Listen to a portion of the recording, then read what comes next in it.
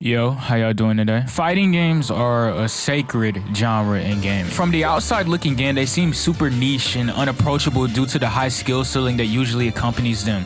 But when you find that fighting game that hooks you, and you look deeper, then the floodgates get open. 5 hours turns into 55 hours with a 10-hour bare minimum for a game that you like. DP inputs used to be the bane of your existence, and now they're as simple as holding forward. And the more fighting games you play, the more you notice that they're very similar, and your muscle memory will transfer over to different games. And the reason for that muscle memory being able to transfer over is 90% due to motion inputs. You know, motion inputs. Down, forward, light punch, QCFLP, 236L, different names, different ways to say it, but they all do the same exact thing. That's how you do a Hadouken. And for a long time, we never had to question if it would be any other way. Motion inputs were always gonna be in fighting games, at least traditional fighting games. Even if the motion that you input to do the move changes, there's always gonna be some form of motion inputs. And while there were traditional fighting games out there that didn't have motion inputs or didn't have specials at all, they were fine. They were few and far between. They're like a niche within the niche. Until recently. If you haven't noticed lately, more and more new fighting games have been lowering their skill ceiling and trading off an execution barrier for an appeal to the, excuse me, the casual audience.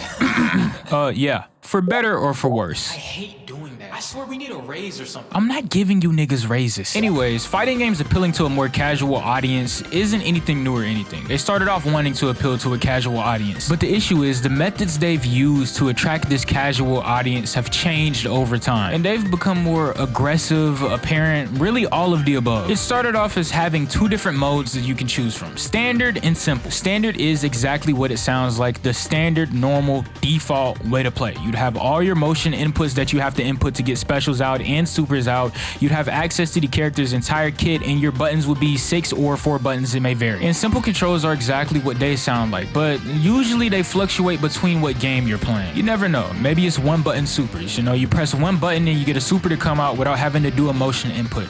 Maybe it's auto combos. You mash one button and you get a light auto combo, a medium auto combo, or a heavy auto combo, depending on which button you mash. And it's not a new concept or anything. Simple controls date all the way back to MVC1. And I think simple controls can be pretty cool. They allow casuals to finally take a crack at the game with the trade-off of them not having access to a character's full move list because, you know, it is a competitive genre after all. And by following this structure or example more or less, we've been able to keep a balance. And it's a pretty good gateway for people to get into fighting games. I mean, that's how I got into fighting games. And honestly, that's how it goes for a lot of people. But what happens when the simple controls blend over to the normal controls? I'll tell you what happens. Mass player accessibility. Now take that and mesh it with a popular series that everybody knows about, and you have Dragon Ball FighterZ. But here's the catch. Dragon Ball FighterZ is not an example of how to do this wrong.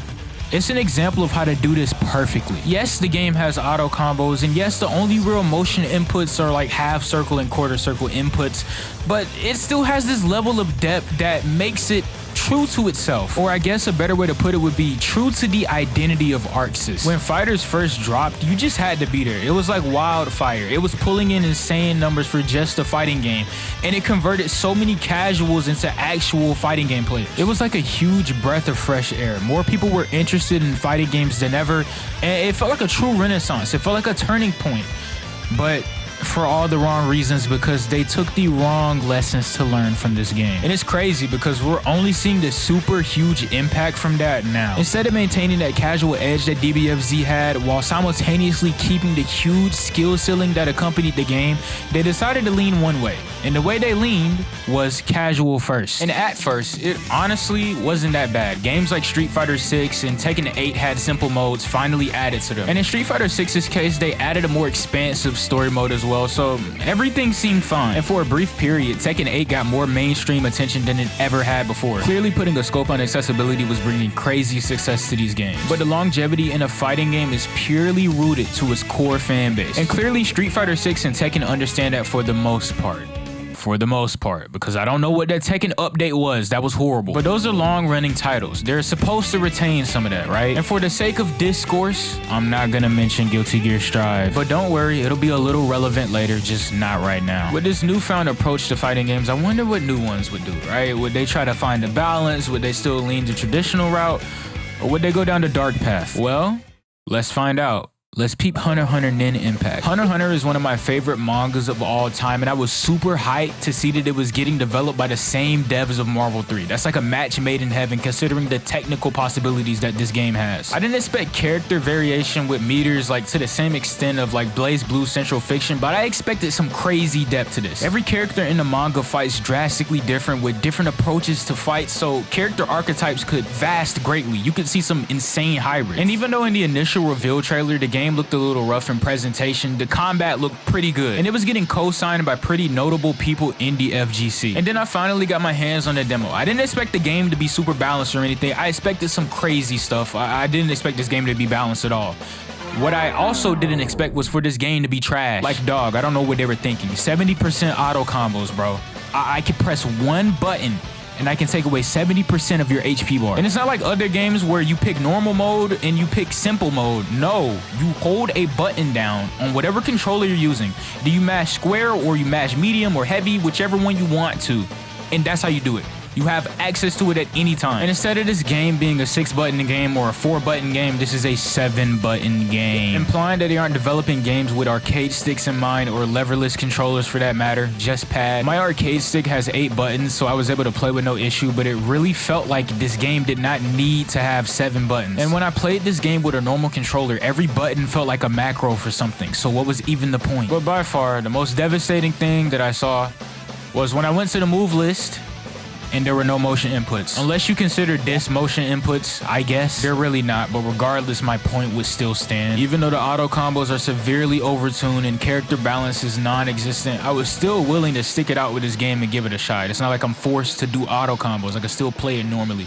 But when I saw that there was no motion inputs, I'm just out, bro. Like, you gotta understand, this game has active tag, which is garbage. And on top of that, it has insane comeback mechanics to the point where I can get touched 4 times and then they input a super and I'm pretty much dead. 100% combo right there. I wouldn't even say this game is a 2-touch game. This is like a 1.5-touch game. And they had nerve enough to price this at $60. It's unfinished and boring. If you enjoyed this, more power to you. I'm not gonna knock you for it or anything, but personally, to me, this is a party game. Oh, and to do supers, you just press 2 buttons. That's it. You just press 2 buttons. But that's just one game. Surely there won't be a pattern to this. That's just an outlier situation. Oh, they just announced a new Invincible game. Let's peep it. Bro, this game is so weird. It's like it wants to be Dragon Ball FighterZ, but in the worst way possible. For starters, this game has auto combos, which is just a given at this point. I'm not even mad at it anymore. But one of the issues that I have with this game is that when you start a combo, a little meter starts to build up.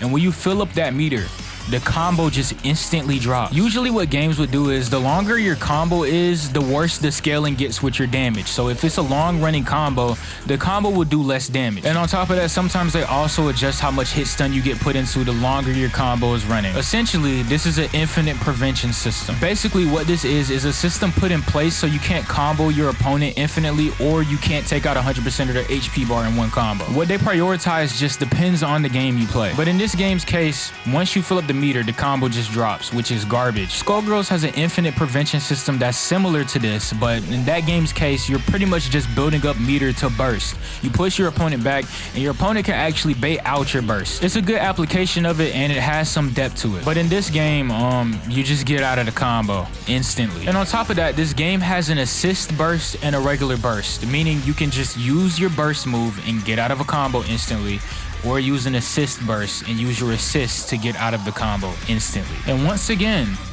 no motion inputs. Presentation wise, it also looks rough, so this is not really catching anybody's eye. The opening cinematic they did for it on the initial reveal trailer is better than the actual gameplay, so it's safe to say this one is just crossed off the list for me. And next up, we got 2XKO, or 2KO, however you want to say it. 2XKO sounds cooler to me. It's the League of Legends fighting game. I know, ew, League of Legends, unless it's arcane, but surprisingly, this isn't the biggest offender, but it is an offender no less. This game leaning towards hyper accessibility isn't surprising considering it's trying to draw in League of Legends fans. They don't really play fighting games. And admittedly, it is more intuitive than the others, but it has to go on the list as an example because it is an example. All of these games are tag fighters with heavily dumbed down mechanics and a lack of motion inputs. And the Invincible fighting game wears this Dragon Ball FighterZ influence on its sleeve, down to how the characters fly in after you down one character. But that leaves us with one last game. It's another tag fighter, but we know little information about it so far as how it plays, at least. That leaves us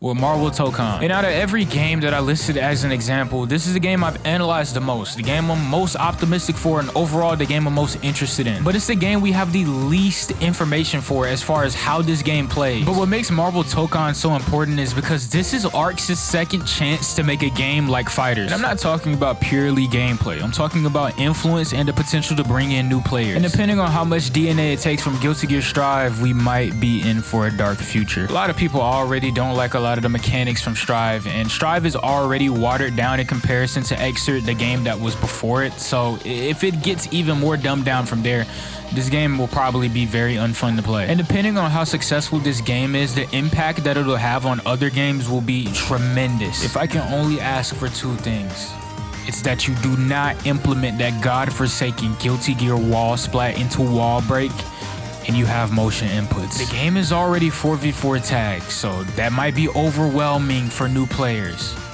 But you have to make this fighting game an actual fighting game. I understand that no publisher or development studio wants to go bankrupt and they'll lean towards what makes more money, but you can do it in a better way at least. Do not do what the Invincible game did.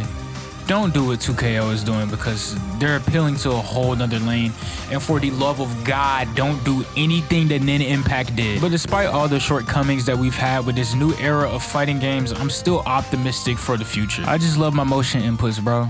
We can't lose those. But I can lose the plot a little bit. How about we double it up? If you made it this far, congratulations. You made it to the bonus round, yay. Your prize is me giving you really good music recommendations. Unless you don't like them, then in that case, I guess I'm giving you bad ones. I got two more artists to recommend you today. And first off, we got Farrah. And dog, she is insanely talented for an artist that's so early on in her career. She makes alternative rock and the heavy elements mesh with her soft voice so well. And for a song recommendation, I gotta go with 999. Because the drop in this song is absolutely insane. The way she projects her voice for the more aggressive parts, it's just perfect. She only has 3 songs out and I already need like an album, an EP, something. But yeah, that's Farrah. Go peep. And next up, we got King Isis, another rock artist, but she so happens to make alternative indie. Her alt rock is definitely the thing that I like most about her, but she also delves into other genres and does just as well in them. She's very versatile. But for a song recommendation, I gotta give it to Permanently Broken. And I love the mixing on this. It's so crunchy and compressed. It makes the song feel very full and warm, but on the actual instruments, there's a lot of high end left, so you still get those details. And of course, her vocals are amazing, but that's a given. Why would I recommend you an artist with bad vocals? Also, the bass guitar in this song is insane. But yeah, King Isis, definitely go peep this song and dive into her music as a whole because there are gems in there. But yeah, that about wraps this up. But wait, there's more. Can I interest you in joining the official Cannon Core Discord server? We have crab legs, and it is an Anarchy server, the #1 Anarchy server actually. I'm just kidding, it's not an Anarchy server. It's not an Anarchy server. Like, seriously. Oh, and I recently finished all the Deltarune chapters. It might be my favorite RPG of all time, low-key. I'm gonna spoil like something insane right now. Like, it was crazy when saying up in here with my tool, they gon' find you in the ditch, yeah. Straight for high rule, you not from it, you a glitch, yeah. Man of my rules,